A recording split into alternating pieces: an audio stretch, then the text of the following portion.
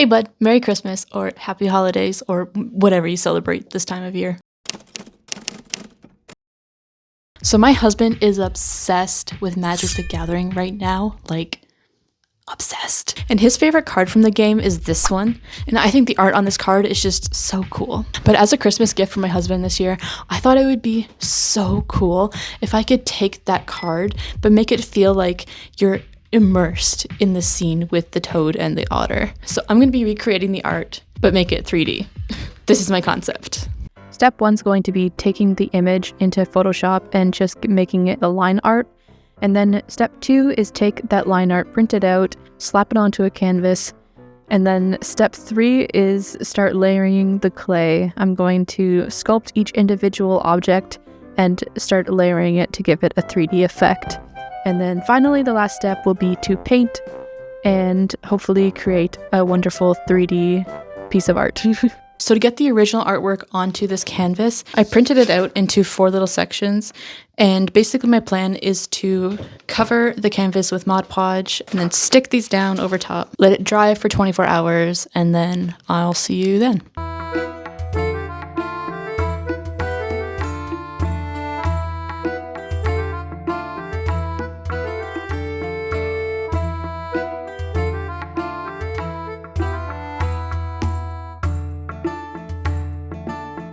Okay, so it's been 24 hours and this is how it's looking so far. I think it's gonna turn out so cool. So the next step is to cover it in water and just kind of peel away the paper. And what should be left, is just the line art on the canvas, which I can then use as kind of like a paint by numbers for the art. Yay. So this method was low-key painful. I lathered the paper with water, but actually rubbing it off was pretty challenging, and by the end my fingerprints felt like they'd been completely rubbed off. Not fun. Okay, so my fingers are purple, but I finally have rubbed off all the paper from the canvas, and it's alright. Do I think that I could have done this quicker just by freehand sketching it onto the canvas? Absolutely. But I thought this would be easier, so here we are. Mod Podge did come off in places. It kind of makes it look a little bubbly overall, but I think it kind of works for what I'm going for since it's going to be a 3D thing anyway. Any texture I think is going to be cool to add, so I'm just going to roll with it. The next step is going to be marking out the background, middle ground, and foreground elements so that I know how to layer my clay. And then after that, I can start painting the background. I think this is going to turn out really cool. And if it doesn't, you can just watch the disaster happen.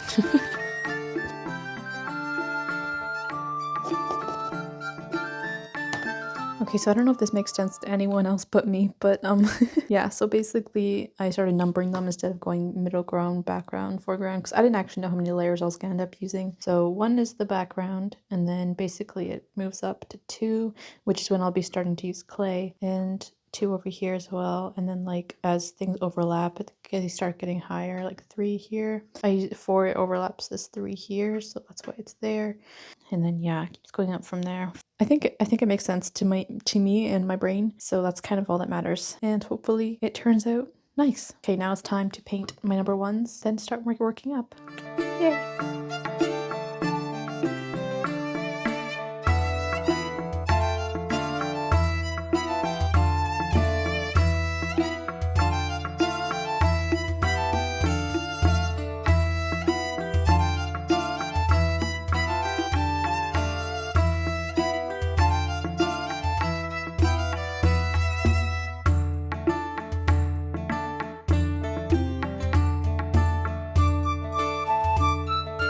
Good evening. It is the next day, and I'm pretty happy with my paint job from yesterday. I might touch up a few things later, but overall pretty happy with it. So today is time to start working with the clay. I'm gonna use foam clay because it's really light and I don't think it'll weigh down the canvas, so when it's like hung up on the wall, it's not gonna be like wah wah wah. It should be sturdy enough to keep up. And also, I don't know what the second thought was. But anyway, that's what I'm doing today. So let's start sculpting with my favorite thing ever, foam clay. Yes. Let's go. So I've only actually used foam clay one other time, which was for my Great Hall Book Nook, and you can check that video out here. So I'm still kind of new with foam clay, but I started with the elements labeled 2 on my canvas, which were mainly the lily pads. I tried just referencing the shape from the picture, but then quickly realized that actually putting it up to the canvas itself worked a lot better because I could get the exact measurements I needed for the clay.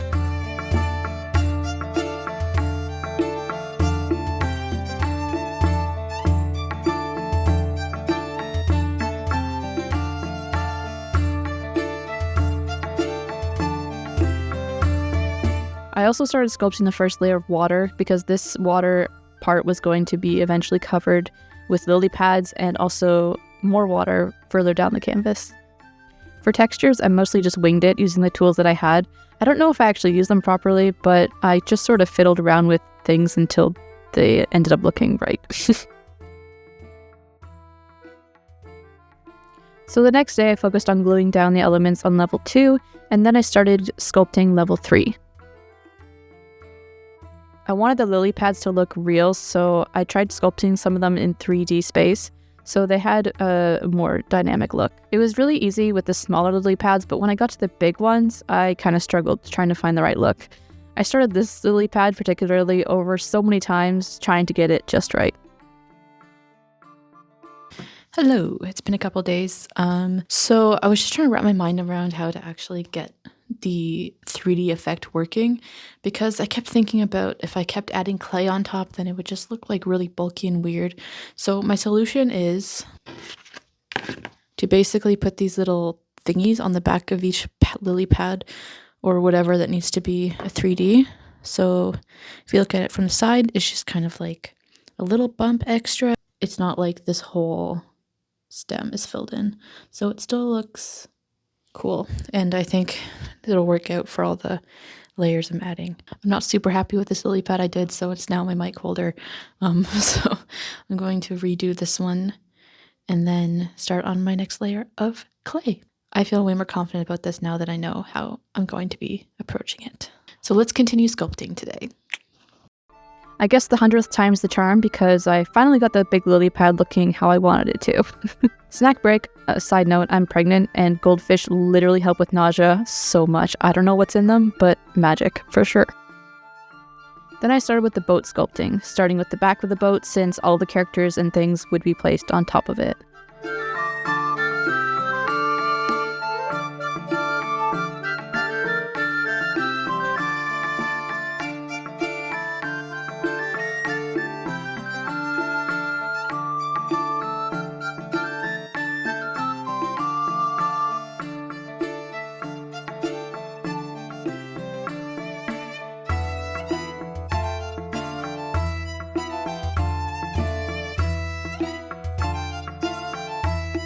When I was happy with how things were going, I set the boat aside to dry and started on my characters. This was my favorite part of the process since they're the main focus of the whole piece and they're just so cute and so fun to make.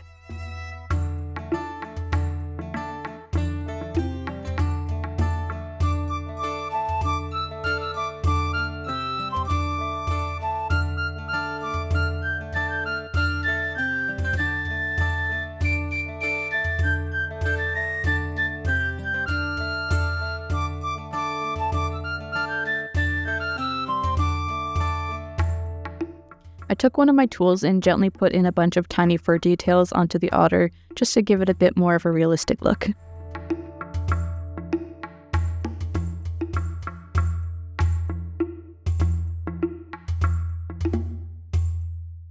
The next day I added more details to my little guys. I started building their bodies and layering them in a way that would make sense once everything was assembled later.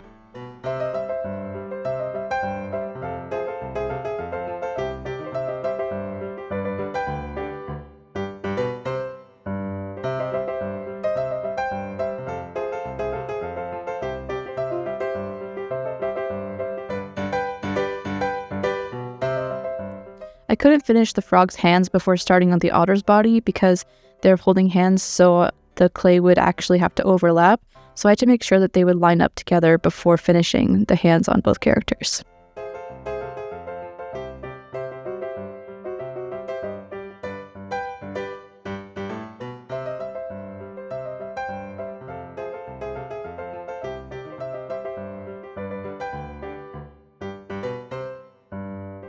Then I sculpted the otter's body and worked out his clothing.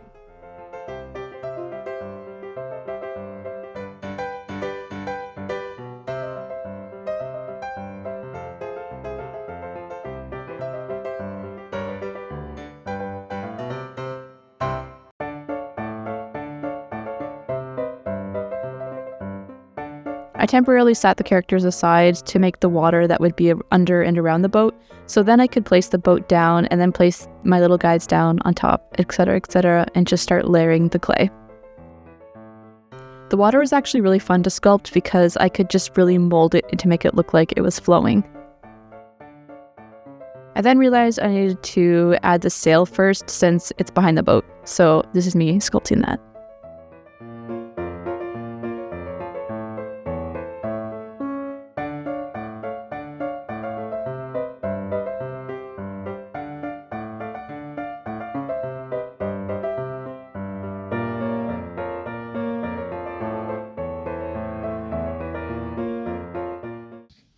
Hello, it's been a few days since I've actually spoken to you. Hi, remember me? I'm the person making the thing.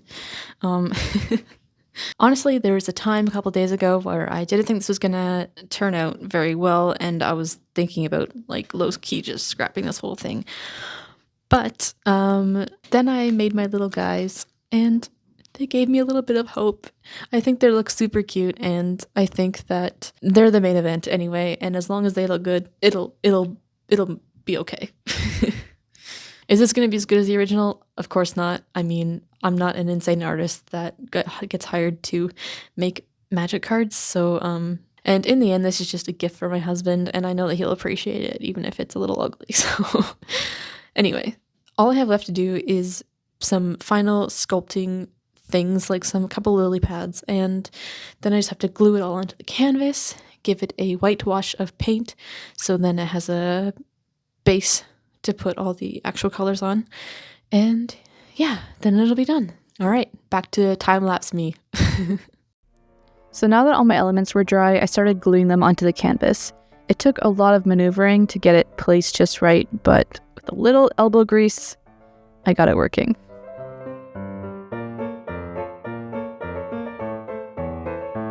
And then once I was happy with the general placement of things, I started adding some more details to the boat.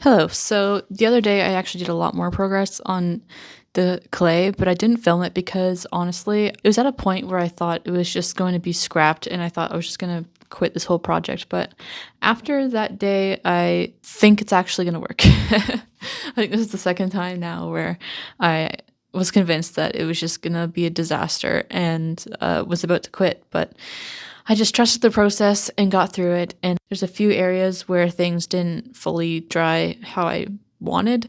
So I'm going to fix those parts up today. And then it's going to be time to do my paint wash over everything. I'm excited to see how this is going to turn out in the end. And I'm way more optimistic about it than I was like 2 days ago. So yeah. So basically I just did some cleanup. There were some loose pieces of clay poking out places and glue stick strings here and there. So I just went over everything and made sure those bits were all fixed up.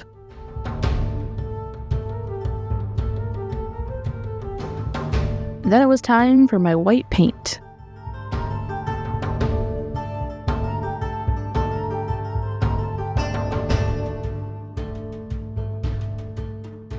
Okay, so now that I'm seeing this fully painted, there's elements that I wish were a bit more 3D, like a bit more in the foreground. Namely, this lily pad, I would like to be more in the foreground. This one is mostly okay. I think if I just do this one, it'll work out.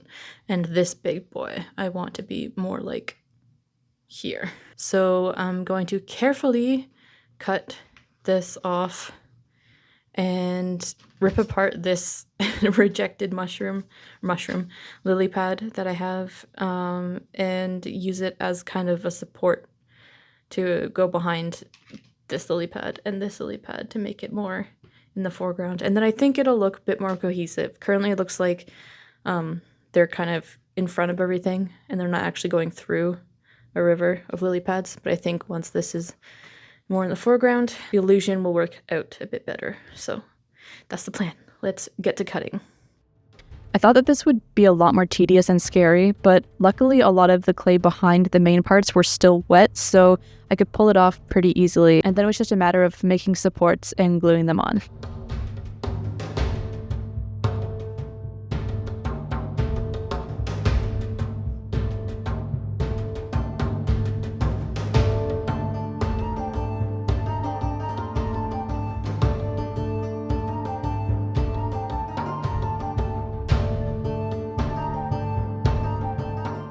Okay, the day is finally here. Let's get painting! Yes! So I started out by painting the lily pads, and I wanted the greens to be similar to the background colors so the whole thing would flow nicely.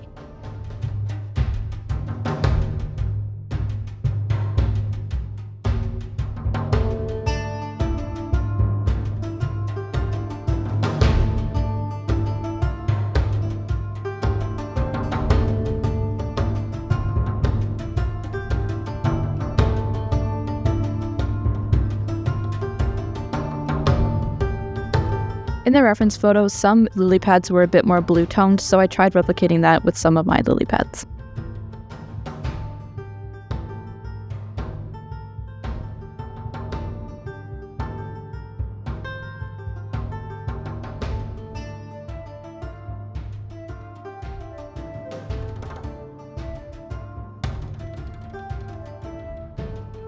This day, I started to add more details to the lily pads and fill in the spots that looked a little unfinished or still had some white. I also started adding some lily pads to the background to make it look like they continued on in the distance.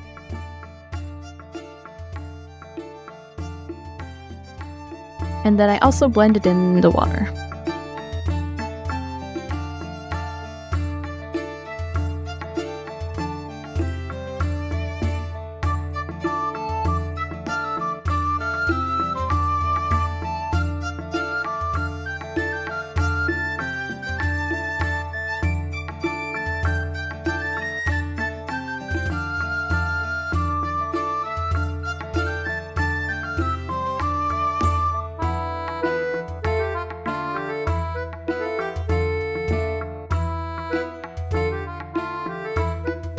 Once I was generally happy with the background, I started on the boat.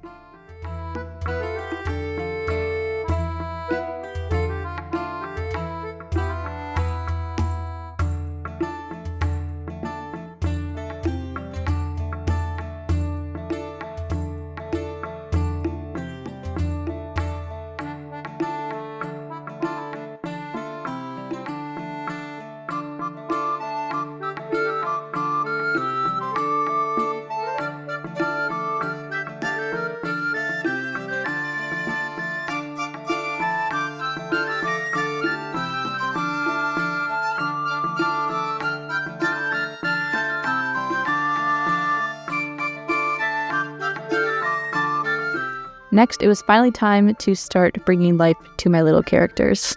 I really wanted to put more detail into them since they were the main event after all. So I really just added a bunch of different colors that would blend into the otter's fur.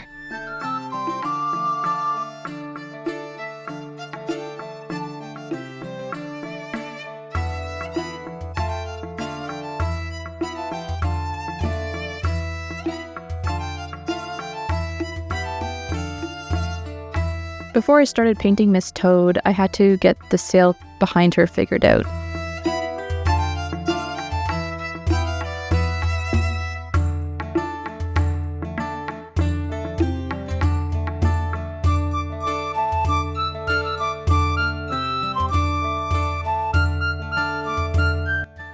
And then it was finally her time in the spotlight, and I tried to make her shine the best I could with green paint.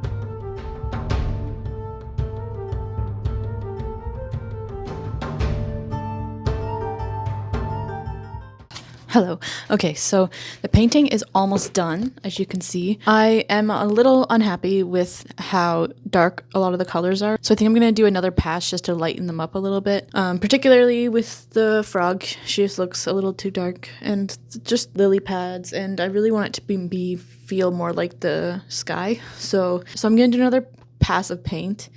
And then after that, I'm going to be putting it into a frame that I got from Dollarama. If I don't break it first.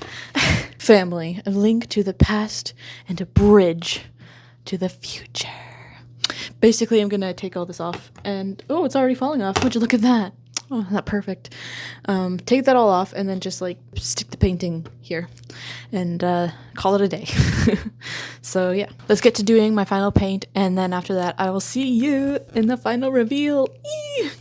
Yes. So I went over pretty much the entire painting and lightened everything up. Like I said, I really wanted the lily pads to be lighter, so I stuck to a more yellowy green for most of them. And then once I was happy with them, I of course had to brighten up the stars of the show as well as their boat and all the other elements.